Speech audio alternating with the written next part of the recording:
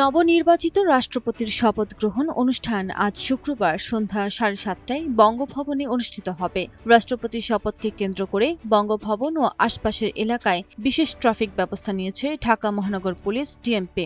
বিকেল 3টা থেকে রাত 9টা পর্যন্ত থাকবে এই বিশেষ ব্যবস্থা। এ সময় কয়েকটি সড়কে যান চলাচলে বিধিনিষেধ আরোপ করা হয়েছে। বঙ্গভবনে নবনির্বাচিত রাষ্ট্রপতির শপথ গ্রহণ অনুষ্ঠানে উপস্থিত থাকবেন বিদায়ী ও নবনির্বাচিত রাষ্ট্রপতি, প্রধানমন্ত্রী, স্পিকার, প্রধান বিচারপতি, সাবেক রাষ্ট্রপতি, মন্ত্রিপরিষদ সদস্য, বিভিন্ন দেশের কূটনীতিক, উচ্চপদস্থ সরকারি কর্মকর্তা ও বিশিষ্ট ব্যক্তিরা।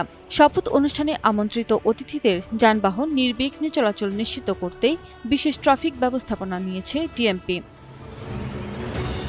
ডিএমপির গণবিজ্ঞপ্তি অনুযায়ী শুক্রবার বিকেল 3টা থেকে রাত 9টা পর্যন্ত বঙ্গভবনের আশপাশের এলাকায় সাধারণ যানবাহন চলাচলে বিধিনিষেধ থাকবে। মতিঝিল শাপলা চত্বরের অ্যালিকো গ্যাপ থেকে দিলকুশা বাণিজ্যিক এলাকা, বঙ্গভবন রোড এবং রাজু ক্রসিং, ডিআইটি রোড পর্যন্ত সব ধরনের যানবাহন প্রবেশ নিষিদ্ধ থাকবে। তবে শপথ অনুষ্ঠানে আমন্ত্রিত অতিথিদের যানবাহনের ক্ষেত্রে এ নির্দেশনা প্রযোজ্য হবে না। এ সময় শাপলা চত্বর ও দৈনিক বাংলা থেকে রাজুক ও গুলিস্তানগামী বাসগুলোকে দৈনিক বাংলা, ইউপিএল ও প্রেসক্লাব হয়ে চলাচল করতে বলা হয়েছে। প্রয়োজনে সুবিধাজনক বিকল্প সড়ক ব্যবহারের পরামর্শ দিয়েছে ডিএমপি। দৈনিক বাংলা থেকে রাজুকমুখী কোনো বাণিজ্যিক যানবাহন চলাচল করতে পারবে না।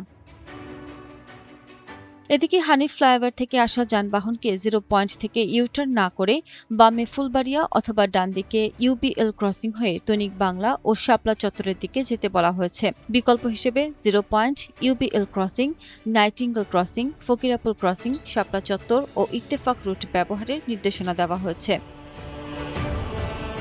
সাময়িক ট্রাফিক ব্যবস্থাপনার কারণে সংশ্লিষ্ট সড়ক ও এলাকায় যানবাহন চলাচলে বিঘ্ন ঘটতে পারে বলে জানিয়েছে ডিএমপি। এজন্য নগরবাসীর কাছে দুঃখ প্রকাশ করে ট্রাফিক নির্দেশনা মেনে চলার পাশাপাশি সম্ভব হলে এসব সড়ক এড়িয়ে বিকল্প পথে চলাচলের অনুরোধ করা হয়েছে।